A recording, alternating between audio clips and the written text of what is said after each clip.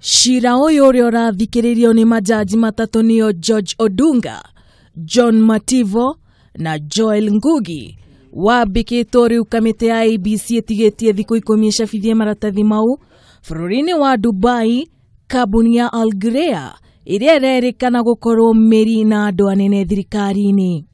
And looking at the circumstances of the case and the history of this constitution, and in order to protect the sovereignty of the people, can it be said that in these circumstances and with all the shenanigans that the respondent can deliver an election in terms of Article 81 of the Constitution? My Lord, the answer is that it is most unlikely.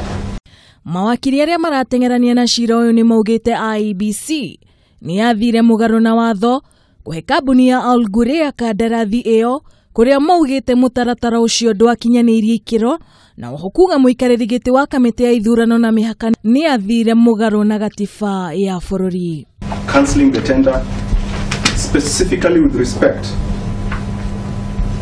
to the printing of ballot papers for the presidential elections, so be it. If that is what will better serve the interests of justice. Our grievance is that the respondent has breached that duty of being procedurally fair in the awarding of this tender to the first interested party. Itua rigie kana kandarathi ino ya Al Ghurair ni gukanjwo rigatuo muthenya wa gatano kiumia giukite kumana na Jaji Joel Ngugi. We propose to give a judgment on Friday next week at 2 p.m.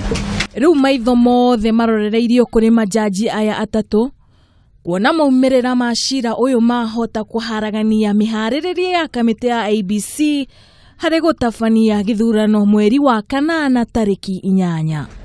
Ngiripotera Kameme TV nie Getwo Wambui mwari wa Jehia.